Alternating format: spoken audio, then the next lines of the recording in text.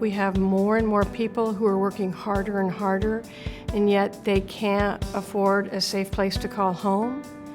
They aren't self-sufficient. They're not thriving. And this is not just true in Tucson and Pima County, Arizona, but it's throughout our nation.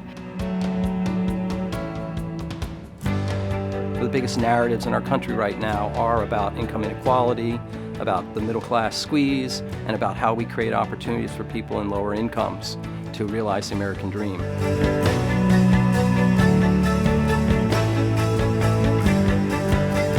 To be able to talk frankly about some of the things that we've experienced and talk about some of the disproportionate rates of unemployment, but then also to talk about the solutions and say that we have to be able to change this as a country, as a community, to really talk frankly with one another.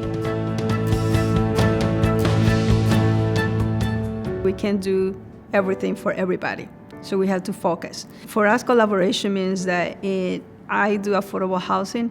I partner with the service provider to provide supportive housing to the homeless population.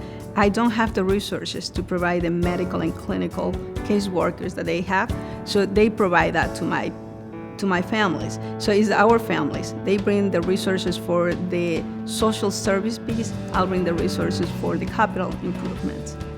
It won't happen unless we step up, we challenge ourselves to invest more, we challenge ourselves to bring to fruition that vision. We will engage corporate partners, philanthropists, foundations, and the public sector.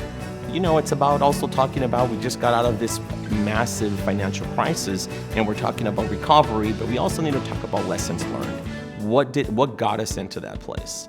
You know, how can we avoid similar scenarios? And how can organizations be more economically resilient? We want to use the LA Symposium to recognize that race matters and to explore the community development movement and the community development activities through the lens of race. And I think it's really important, if we're going to bring the country together, that we understand how each group distinctly is impacted. And we deal with them in such a way that everybody have a shot at equity, which means that those that are least equal should get more, not that everyone should get the same. You can't really transform communities without doing it through this approach and this strategy. Think of Detroit as a metaphor for lots of distressed places around this country. If we can move the dial a little bit and help bring back Detroit, we will have learned tools to help bring back lots of distressed communities around the country. Every individual has something that they want to aspire to, something great inside of them that they want to be able to express. And I think economic opportunity really gives the person the opportunity to really have that self-motivation be fulfilled in their life. Many NeighborWorks organizations have that capacity. We are in disinvested communities. We are in diverse communities. We do have capacity to leverage capital, and we have partners, just by definition of being place-based. We know how to work with others. And so I think NeighborWorks has a lot of special qualities that can have a leading role in this area.